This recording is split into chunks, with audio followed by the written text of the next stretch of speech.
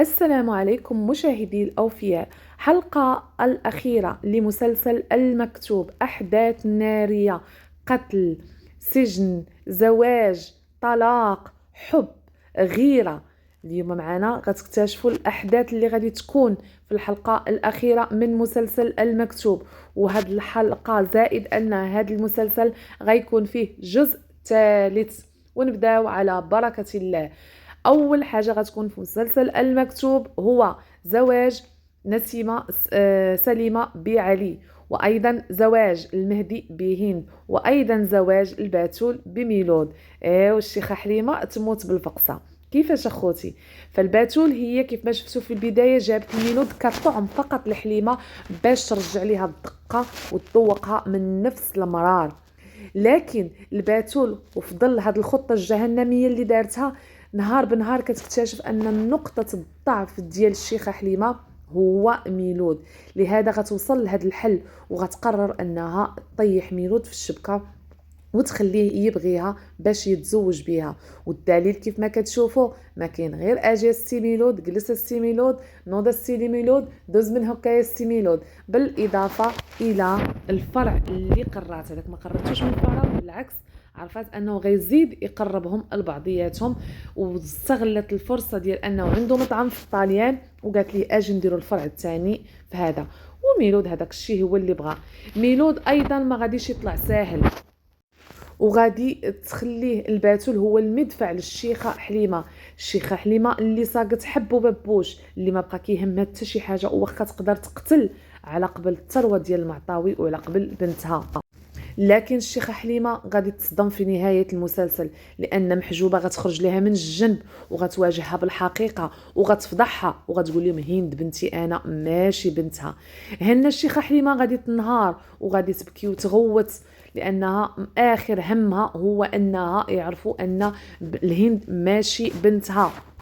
غادي يعرف الميلود، غادي تعرف هند اللي غادي يواسيها المهدي، واللي تما فين غتنطلق البدايه ديالهم وغيرجعوا الحب ديالهم من جديد. اما ميلود فميلود غادي تصدم وغادي يبقى فيه الحال، خصوصا انه عارف ان علي ماشي ولده. وغادي تزيد الصدمه ان هند حتى هي ماشي بنته، وغادي تزيد الصدمه الكبرى غيعرف راسو انه اصلا راه ما تيولدش، دونك هو عاقر. هنا الميلود ما غيبقى يفكر في حتى شي واحد، غيبقى يفكر غير في راسو والباتول، لانه غادي يولي يبغيها، خاصة انه كتنفخو. يعني هو هذاك الشيء اللي باغي دائما يبين الرجولة ديالو، انه كاين وانه حاضر، وان الباتول ديما السيميلود ها انت واعر زوين غزال فن، انت كتعرف تفكر عندك افكار، وهذاك الشيء هو اللي باغي. دونك هو غيجي غير مع الجهة اللي كتنفخ ليه في الريش. سليمه ما غاديش تخلى على علي، وغتعرف الظروف ديالو وغادي تقويه وغتحسن العلاقه بينه وبين الام ديالو. غتقولي ما تحقدش على الام ديالك، لانها حتى هي مسكينه. علي هو غادي يحقد على الام ديالو حقده خايبه وغيقطع العلاقه معاها، ولكن سليمه غتبقى بشويه بشويه، لانها سليمه ولات فعلا سليمه، ولات مرأة مسالمة، والهم ديالها هو انه يتجمعش من العائله وان كل شيء يعيش بخير ويعيش مرتاح. فدونك هنا غتحاول بشويه بشويه حتى غادي ترجع العلاقه بين علي وبين الام ديالها. وهي مسكينه الام ديالو راه هذاك الشيء خطا، يعني ماشي ديالها، داك الشيء كتاب عليها المكتوب، عمها ظلمها، اغتصبها، صدقت حامله منه، رغم ان الدوار ما صدقاش وحتى شي واحد ما صدقها، ولكن ربي مصدقها وهي عارفه شنو كدير، انسانه معقوله.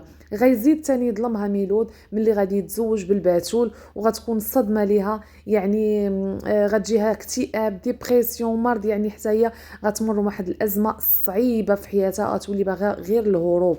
وحمد الله انها ما غاداش تسطى. اما نسيمه ما غتضربها القلبه وما غادي تفيق، حتى غادي يولي يبان ليها المهدي رجع العلاقه مع هند، تما فين غادي تشدها الغيره وغتولي باغا تنتقم. دونك هنا غادي تولي نسيمه هي عنصر الشر، هي وميلود. ميلود غيوري عنصر الشر لانه غيبغي ينتقم من الشيخه حليمه بانها كذبت عليه هذه الكذبه كامله وهمات ان هند بنته، يعني غيولي يقلب لها غير على الضربات. نسيمه غتولي تقلب غير على الضربات باش تضرب هند، لانها هي مازال كتبغي المهدي وما قادراش انها تستغنى عليه. كانت هذه مقتطفات من الحلقات الأخيرة لمسلسل المكتوب، مازال أحداث مخبية غادي نتعرفوها إن شاء الله في الحلقات القادمة.